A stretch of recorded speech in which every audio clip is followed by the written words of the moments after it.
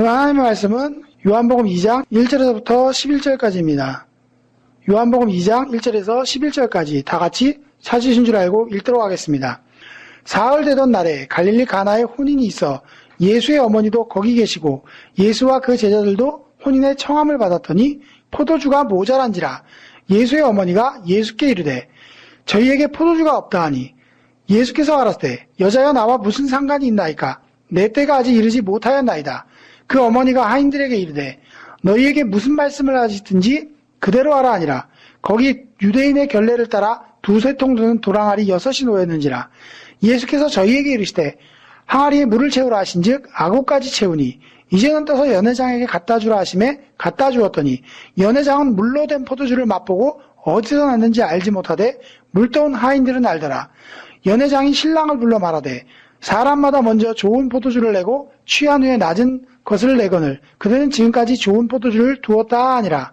예수께서 이 처음 표적을 갈릴리 가나에서 행하여 그 영광을 나타내심에 제자들이 그를 믿으니라. 아멘. 기도하시겠습니다. 참으로 좋으신 아버지 하나님 감사합니다. 오늘 이 시간 저희가 요한복음 2장의 말씀을 통하여서 이제 사도 요한이 우리에게 증거하기 원하는 그 귀한 은혜의 말씀들을 듣기를 원합니다. 이 말씀을 통해서 이 속에 감추어져 있는 영적인 진리들을 우리가 이 시간 깨달아 알게 도와주시고 이 말씀을 통하여 정말 하나님의 놀라운 섭리와 그 놀라운 역사들을 저희가 밝히 바라볼 수 있도록 인도하여 주시옵소서. 이 시간 주께서 함께해 주실 것을 믿사오며 거룩하신 우리 주 예수님의 이름으로 기도하였사옵나이다. 아멘. 자, 오늘은 요한복음 2장의 말씀입니다. 요한복음 2장은요, 지난 시간에 여러분에게 그 설명을 드리면서 2장에는 두 가지 사건이 나와 있고, 이 두 가지 사건의 공통 주제가 무엇인지를 찾아보라고 여러분에게 말씀을 드렸습니다. 여러분 아마 생각을 해보셨겠지만 거의 아마 그 답을 찾지는 못했을 겁니다. 대부분의 사람들이 이 질문에 대한 답을 찾지 못했고, 또 아직까지는 이겁니다라고 답을 맞춰온 사람분이 한 분도 없어요. 그만큼 이 내용을 우리가 따로 설명을 듣기 때문에 연계해서 생각하기가 어렵다는 겁니다. 그런데 이 두 사건의 공통 주제만 알면 이 사건을 이해하기가 정말 쉽습니다. 그래서 여러분들은 첫 번째 나와 있는 사건이 예수님이 가나 혼인잔치에 청함을 받았는데 갔더니 포도주가 떨어져 갖고 예수님의 어머니였던 마리아가 예수님에게 부탁을 해서 물로 포도주를 만들어 주신 사건이었고요. 두 번째 12절 이후에 나오는 그 사건은 예수님께서 예루살렘 성전에 갔더니 장사치들이 넘쳐났죠. 돈 바꾸는 자와 그 다음에 소나 염소나 양을 파는 자들이 넘쳐나니까 노끈으로 채찍을 만들어 갖고 다 내쫓으면서 내 아버지의 집을 장사한 집으로 만들지 말라 하시면서 성전을 다시 짓겠다라고 얘기를 하시죠. 그게 성전 정결 사건입니다. 근데 문제가 되는 건요, 이 성전 정결 사건을 바라보는 관점이 두 가지가 있습니다. 그러니까 이거를 예수님의 사역 초기라고 보는 견해와 사역 말기라고 보는 견해가 있습니다. 그런데 저는 이 사건을 예수님의 사역의 말기 사건이라고 봅니다. 왜냐하면 이 사건을 말기로 보게 되는 이유는 물론 요한복음 2장에 기록되어 있으니까 초기라고 주장하시는 분들도 있지만 말기라고 보여진 이유는 이 사건이 예수님이 십자가에 못 박히게 되는 결정적인 원인을 제공한 사건이기도 하기 때문입니다. 여러분 생각하기에는 이 사건과 예수님이 무슨 상관이냐, 또는 예수님이 이것 때문에 십자가에 못 박힌다는 얘기가 무슨 얘기냐라고 생각할 수 있어요. 근데 이게 왜 그러냐면 당시에는 유대인들이 1년에 한 번씩은 꼭 반드시 예루살렘 성전에 남자라면 반드시 나타나야 됐어요. 제사를 드리기 위해서라든가 이러한 의미에서 6월절이라든가 장막절이라든가 오순절이라든가 이러한 절기에는 반드시 한 번은 예루살렘 성전에 와서 하나님께 제사 지내야 됩니다. 그런데 이 제사 지낼 때는요, 하나님 앞에 제물을 드려야 되는데 이 제물이 흠이 있으면 안 돼요. 다리를 절거나 어디 병이 있거나 이러한 제물로는 제물을 드릴 수가 없습니다. 그런데 요즘처럼 교통이 발달한 시대에는 제사 지내러 갔다가 재물에 문제가 있으면 집까지 가서 다시 가져오면 돼요. 원래 재물은 자기 집에서 자기가 정한 재물로 제사를 드리게 되어 있거든요. 근데 제사장들이 그것들을 검열하고 그것이 흠이 있는지 흠이 없는지 구분하게 되어 있습니다. 이 제사장들이 처음에는 순수한 의도에서 그 재물들에 대해서 정결한지 흠이 있는지를 구분했는데 나중에 꾀가 나기 시작해서 모든 재물에다가 흠이 있다고 퇴짜를 놓기 시작했어요. 왜냐하면 그렇게 되면 멀리 살던 사람들은 다시 집에 가서 재물을 가지고 다시 돌아오기가 쉽지 않은 겁니다. 그러니까 거기서 물건을 파는 장사치들하고 결탁을 해갖고 폭리를 취하기 시작을 한 겁니다. 그래서 결국은 성전에 오는 자들은 재물을 가져오는 게 아니라 돈을 가져오는 거죠. 돈을 갖고 와서 비싼 가격에 재물을 사게 되고 그 비싼 가격에 팔린 재물의 가격을 제사장과 장사꾼이 나누게 되는 겁니다. 그러니까 사람들이 많으니까 그 이익도 막대하겠죠. 그랬기 때문에 예수님이 내 아버지의 집을 장사하는 집으로 만들지 말라라고 그런 것이고, 예수님이 이것을 공격한 것은 제사장들의 이권을 직접 공격한 거예요. 이랬기 때문에 이 사건 이후에 제사장들이 예수님을 죽이려고 하죠. 왜냐하면 자기들의 이권하고 직접적인 연관되는 사건이었기 때문에 그렇습니다. 그래서 이 사건이 그만큼 중요했기 때문에 사역 초기에 이러한 사건들이 발생했다면 예수님이 3년 동안 사역하는 내내 엄청난 시달림이 있었을 거예요. 성경을 자세히 읽어보다 보면 예수님 말기에 가서 죽임의 위협을 당하고 죽을 상황으로 몰리기 시작하거든요. 그렇기 때문에 이 사건은 사역 초기로 보는 것보다는 말기로 보는 것이 타당합니다. 그럼 사도 요한은 왜 사역 초기의 사건이었던 가나 혼인집 사건과 사역 말기의 사건이었던 예루살렘 정결 사건을 요한복음 2장에다가 함께 기록했느냐라는 의문이 나옵니다. 굳이 같은 시간대 사건도 아닌데, 그것은 요한복음의 기록 특징이 원래 사건 중심으로 어떤 의미를 전달하기 위해서 기록됐기 때문입니다. 그래서 요한은 시간 순서가 중요하냐에 따라서 기록한 게 아니고 그 사건이 주는 의미에 중점을 뒀기 때문에 이 두 사건을 요한복음 2장에 기록한 것이라는 말씀입니다. 자, 그러면 우리는 이 두 사건의 공통된 주제를 한번 생각해 봅시다. 가나 혼인집은요, 잔치가 벌어지는 집이에요. 그리고 예루살렘 성전은 하나님의 집이라고 불리우는 하나님의 전입니다. 자, 이 공통 주제는 간단하게 생각하면 뭐예요? 집입니다. 집. 하나는 인간의 집이고 하나는 하나님의 집이고. 자, 여러분 생각하기에는 잔치집이 더 크고 화려하고 웅장할까요? 하나님의 성전이 더 크고 화려하고 웅장할까요? 어떤 분들은 잔치집이라는 의미 때문에 가나안 혼인집이 더 화려하다고 생각을 합니다. 하지만 규모나 덩치면에선 당연히 예루살렘 성전이 훨씬 더 큽니다. 여러분 보면 뭐라고 얘기해요? 20절에 유대인들이 가로되 이 성전은 46년 동안 지었거늘 내가 3일 동안 일으키겠느냐 하더라. 46년 동안 지어진 성전과 사람이 사는 잔치집과 규모가 비교가 되겠습니까? 그렇기 때문에 예루살렘 성전이 훨씬 더 크고 화려하고 웅장합니다. 자, 그런데 이 두 공통이 되는 집은요, 여기서 요한이 우리에게 상징적으로 이 집을 통해서 무언가 우리에게 증거하기 위해서 사용하고 있는 겁니다. 여러분은 성경을 보다 보면 집이 상징하는 바가 무엇인가를 알아야 돼요. 집은요, 눈에 보이는 개념입니다. 요한이 지금 집을 인용해서 얘기하는 것은 보이지 않는 어떤 개념을 설명하기 위해서 보이는 개념의 집을 사용해서 설명을 하고자 하는 겁니다. 자, 집이 가진 기능과 같은 보이지 않는 어떤 개념이 바로 요한이 얘기하고자 하는 의도의 목적인 겁니다. 자, 집과 같은 기능을 가진 게 뭐가 있을까요? 여러분 집에서 뭐예요?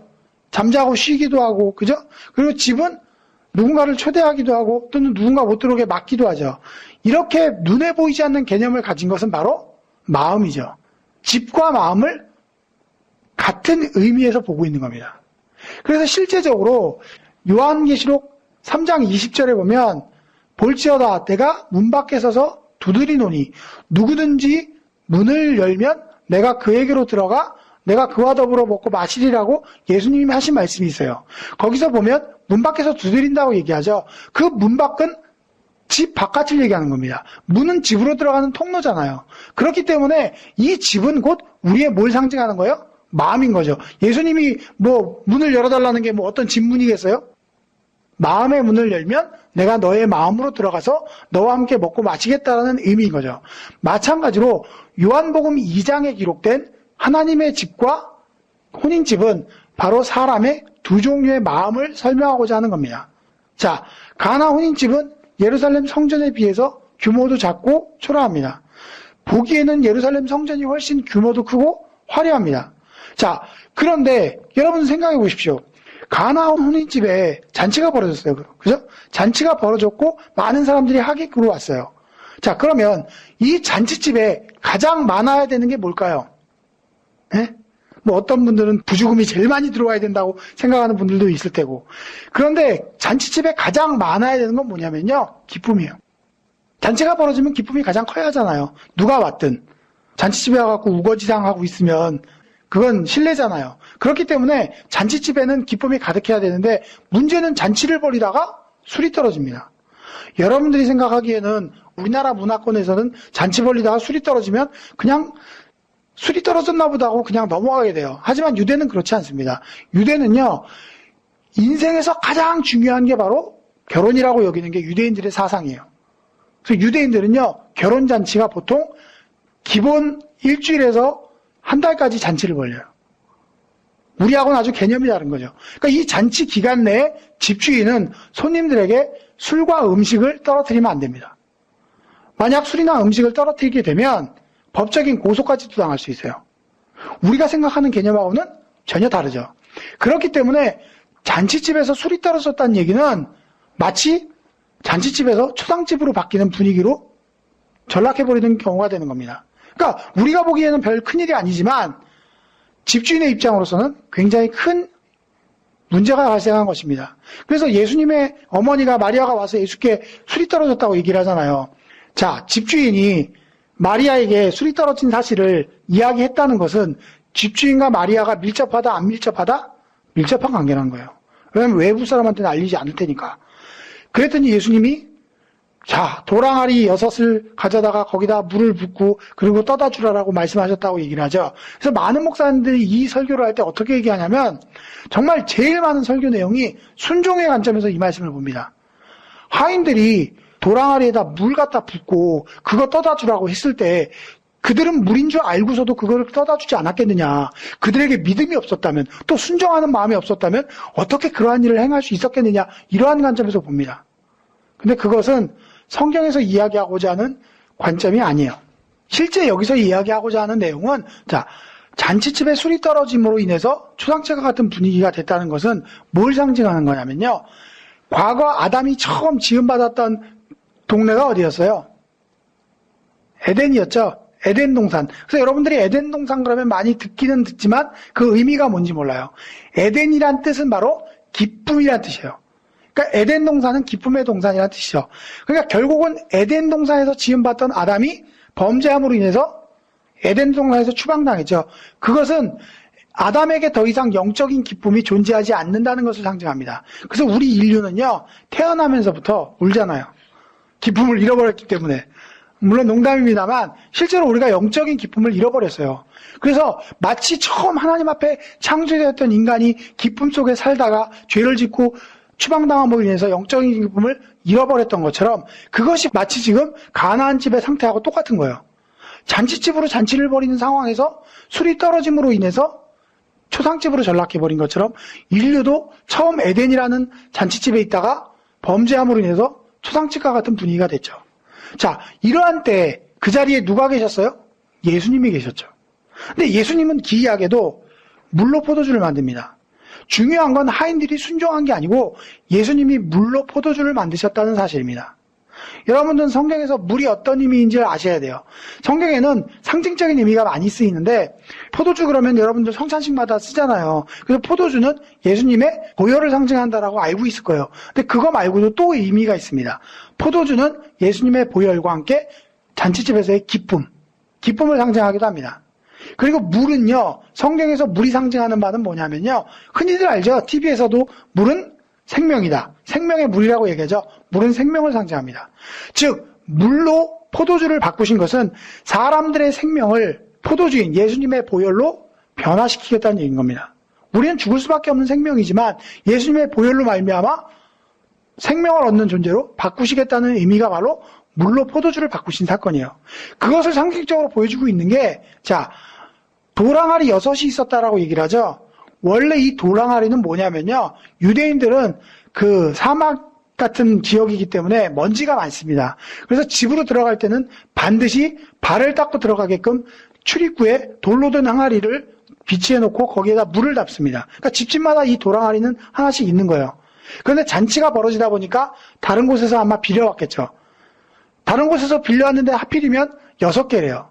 6하면 여러분 생각나는 게 있죠. 하나님께서 인류를 창조하시던 날이 몇 번째 날이죠? 6번째 날이죠. 6째 날이 인간이 창조된 때입니다. 하필이면 6항아리의 물을 포도주로 바꾸신 것은 바로 인류의 생명을 이미 초상집으로 전락해버린, 이미 영적인 기쁨을 잃어버린 인류의 생명을 예수님의 보혈로 대속하겠다는 상징인 거예요.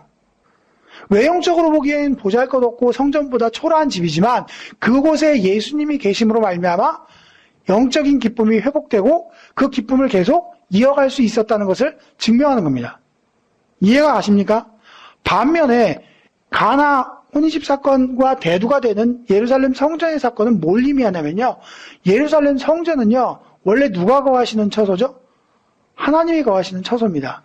하나님이 거하시는 처소인데 예수님 당시에 하나님의 성전에 하나님이 계셨을까요? 안 계셨을까요? 어떤 분들은 계셨다라고 생각하는 분들도 있는데 하나님이 계신데 예수님이 가셔서 들러붙은 거니까 문제가 되는 거죠. 결국 이것은요. 하나님의 성전에 하나님이 안 계셨다는 것을 의미합니다. 이미 오래전에 이스라엘 백성들이 범죄함으로 인해서 하나님은 성전에 계시지 않았고 그 영광은 더 이상 그곳에 머물러 있지 않았습니다. 그곳에 가셔서 예수님이 갑자기 성전 안에서 소와 양과 비둘기 파는 사람들과 돈 바꾸는 사람들이 앉은 것을 보시고 아까 얘기했었죠. 제사장들이 이권을 챙기기 위해서 특정한 장사치들에게만 돈을 받고 성전 안에서 양이나 소나 이런 것들을 팔게 한 겁니다. 그러니까 그 사람들이 거기에 모여 있는 거예요. 그러니까 한 사람이 양 수십 마리, 비둘기 수십 마리, 소 수십 마리. 그러니까 사람보다 양들이나 소들이 훨씬 더 많았을 거예요. 그리고 또 돈 바꾸는 자가 필요했었던 이유는요. 예수님 당시에는 로마인들이 유대를 점령한 상황이었습니다. 그랬기 때문에 당시 사용되던 통화는요. 로마식 화폐예요. 여러분들이 들어봤을지 모르겠지만 데나리온이라고 성경에 나오죠. 원래 정확한 발음은 데나리아입니다. 로마식으로. 유대식으로는 데나리온이라고 부릅니다. 이것은 한 성인의 하루치 일당이에요. 그러니까 실제로는 로마식의 화폐를 쓴 거예요. 하지만 성전에서는요. 로마의 화폐로 하나님께 헌금을 할 수 없었어요. 그러니까 유대식 화폐가 통용되고 있었던 겁니다. 세겔이라고 가끔 성경을 읽다 보면 여러분 들어보실 거예요. 히브리 화폐예요. 그러니까 헌금을 하려면 평상시 사용되는 로마식 화폐를 히브리식 화폐로 바꿔서 하나님께 드려야 했던 겁니다. 그러면 뭐가 필요해요? 환전상이 필요하죠. 돈 바꾸는 사람이란 바로 그 환전상을 의미하는 겁니다. 여러분들은 덜어 10,000원짜리 지폐를 5,000원짜리로 바꾸는 환전상이라고 생각하는 분들이 덜어 있는데 그거하고는 전혀 다른 것이고요. 당시에 화폐가 그러한 구조 속에 있었기 때문에 돈을 바꿔주는 사람이 필요했던 겁니다. 그랬더니 예수님이 가셔갖고 노끈으로 양이나 소나 이러한 비둘기를 다 내쫓고 상을 엎으시면서 내 아버지의 집을 장사하는 집으로 만들지 말라라고 얘기하죠. 결국 이것은 제사장들을 향한 타겟으로 얘기한 것이었고 그곳에 하나님이 계시지 않음을 보여주고 있는 겁니다. 하나님이 그곳의 주인이신데 하나님이 계시지 않으니까 그곳에 가장 많은 게 뭐겠어요? 소나 양이나 염소나 비둘기나 이게 제일 많겠죠. 자, 비둘기나 양이나 염소나 소나 이것들을 한마디로 얘기하면 뭘까요? 에? 재물이라고 얘기하겠지만 아직 안 바쳐졌잖아요. 제단에 가서 바쳐져야 재물이죠. 그죠? 그러니까 이것들은 한마디로 얘기하면 짐승이라고 불려지겠죠. 왜냐하면 비둘기가 있으니까 가축이라고 하긴 또 애매하잖아요. 자, 짐승들이 그곳에서 뭐 하고 있었을까요? 소나 양이나 염소나 얘네들이 성전에서 죽기만을 기다리고 그냥 뭐 하고 있었을까요? 뻔하죠. 오줌 싸고 똥 싸고 울부짖고 냄새 피우는 게 그들의 일이었을 겁니다. 이것이 상징적으로 보여주는 바는 뭐냐면요. 성경에서 짐승은요. 요한계시록을 읽어보면 사단의 상징입니다. 사단의 상징을 짐승이라고 불러요. 짐승의 숫자가 여기 있으니 짐승의 숫자를 세어보라. 666이니라. 이런 구절도 있죠. 그러니까 그것은 뭐냐면 성경에서 나오는 짐승은요. 사단의 상징적인 의미고 하나님의 성전에 하나님이 계시지 아니하고 도리어 이 짐승들이 가득했다는 것은 하나님이 계시지 않는 마음은 뭐가 주인이라는 거예요? 짐승이 주인이라는 거예요. 그러니까 똑같은 마음 속에 외형적으로는 화려하고 웅장해 보이지만 그곳에 하나님이 계시지 않는다면 오히려 예수님이 분내실 수밖에 없고 도리어 짐승들이 그 마음의 주인이 되어서 사단이 그 주인이 되어서 우리를 소란스럽게 하고 냄새나게 하고 더럽힐 거라는 겁니다. 그래서 믿지 않는 사람들이 예수님을 모시지 않은 그 마음이 바로 사단이 주관하는 그 마음이라는 겁니다. 그래서 사도 요한은 이 두 사건을 통해서 집이라는 공통 주제로 우리에게 설명을 하는 거예요. 자, 1장에서 뭐라고 설명했어요? 1장에서 예수님은 근본 하나님이신데 이 땅에 생명을 주기 위해서 내려오셨고 그 생명을 왜 주셔야만 했냐면 바로 율법을 지키지 못해서 죄와 사망에 처해진 인간들에게 값없이 자유하게 은혜와 진리를 주시기 위해서 이 땅에 오셨고 그 생명을 주시는 방법으로 세례를 받으심으로 죄를 전가받고 우리를 구원하시는 구체적인 방법을 설명했다가 맨 마지막에 우리가 선입견을 버리고 그 사실을 마음에 받아들이면 하늘로 올라가는 사다리를 줄 것이다. 그게 바로 1장에서의 내용이었어요. 이어서 2장에서의 내용은 이제 예수님을 모신 마음과 예수님을 모시지 않는 하나님이 계신 마음과 하나님이 계시지 않는 마음의 차이를 설명하고 있는 거예요. 그것은 무엇을 얘기하냐면 가나 혼인집 이야기를 통해서는 만약 우리가 에덴에서 쫓겨나서 영적인 기쁨도 잃어버리고 영적인 생명도 잃어버린 존재지만 마음에 예수님을 영접하게 된다면 또는 마음에 예수님을 모시기만 한다면 우리는 영적인 기쁨도 회복되고 영적인 생명도 회복돼서 예수님과 잔치할 것이라는 얘기를 하고 있는 겁니다. 하지만 마음에 예수님을 영접하지 않거나 하나님을 모시지 못한다면 그 마음의 주인은 사단이 되어서 우리를 더럽히고 소란하게 하고 냄새나게 할 것이라는 게 요한복음 2장의 내용이고 우리에게 전달하고자 하는 의도인 겁니다. 이제 이해가 가십니까? 그래서 1장을 이해를 못하면요 2장도 이해할 수 없어요. 또 2장도 이해를 못하면 3장도 이해 못합니다. 왜냐하면 요한은 이러한 각도에서 요한복음을 기록했기 때문입니다. 그래서 요한복음 2장은 굳이 3년이나 차이가 나는 이 사건을 한 장에다 기록해둔 의도는 바로 이와 같은 영적인 상황을 우리에게 설명해 주기 위함인 겁니다. 그래서 여러분들이 사실 교회 다니고 예수 믿고 구원받고 가장 먼저 드는 마음이 뭐예요? 여러분 구원받고 제사함 받으면 가장 먼저 생기는 게 뭐예요? 기쁨이잖아요. 바로 회복되는 영적인 기쁨. 실제적으로도 우리가 구원받고 난 다음에 죄사함 받고 정말 죄에서 자유하게 되면 이 기쁜 마음이 가장 먼저 찾아오는 겁니다.